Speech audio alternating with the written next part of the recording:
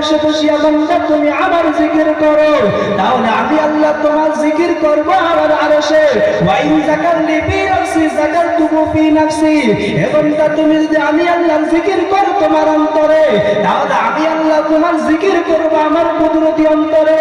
এবং তুমি যদি আমার জিকির করো কিছু মানুষের সামনে, তাহলে আমি আল্লাহ তোমার চাইতে লক্ষ গুণ কোটি গুণ দামি মজলিস আমি আল্লাহ তোমার নামটা আমার ফেরেশতাদের সামনে স্মরণ করব। হে দুনিয়ার মানুষ, বুঝে থাকলে বলেন তো, আমাদের তো ব্যক্তিগত কোনো দাম নাই। যদি এই এলাকার একজন রিক্সার ড্রাইভারে যদি ও প্রশংসা যদি ম্যাম চেয়ারম্যান সাহেব তার আসনের ভিতরে করে, তখন সে ওই রিক্সার ড্রাইভারটা প্রশংসাটা শুনিয়া খুশি হয়ে যাবে। কিন্তু যদি সরকার করে, তাহলে তো তার কোনো খুশির সীমা থাকবে না। বলবে আমতলী এলাকার একজন রিক্সার ড্রাইভার খুব ভালো, সে তার প্রশংসা শুনিয়া খুশি হয়ে যাবে।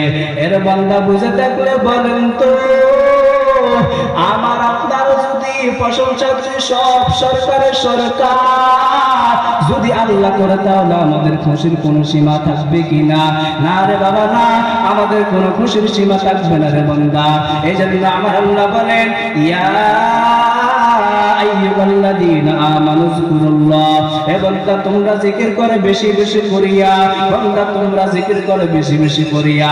অন্য আয়াতে আল্লাহ বলেন, ফাজকুরুনি আযকুরুকুম ওয়াশকুরুলি ওয়ালা তাকফুরুন, বান্দা তোমরা যদি আমার জিকির করো বেশি বেশি করি, আমি আল্লাহ তোমার জিকির করব বেশি বেশি করি। আরে বান্দা, এরে বান্দা, ফাজকুরুনি আযকুরুকুমের ব্যাখ্যা ওই জুলফিকার আহমদ নকশবন্দি সাতটা লিখেছেন যে, বান্দা এক নাম্বার, বান্দা তুই আমার জিকির কর, তাহলে আমি আল্লাহ তোর জিকির করব রে বান্দা।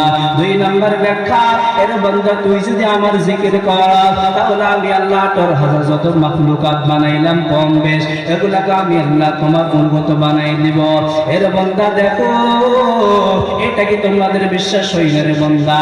আমি এর মুআবিয়ার খেলাফত কালে উকবা ইবনে নাফি রাদিয়াল্লাহু তাআলা একবার পূর্ব আফ্রিকায় গেলেন, সেখানে গিয়া মুসলিমদেরকে, সেখানে গিয়া মুরতাদদেরকে দাওয়াত দিলেন, দাওয়াত দিয়ে মুসলমান বানাইলেন।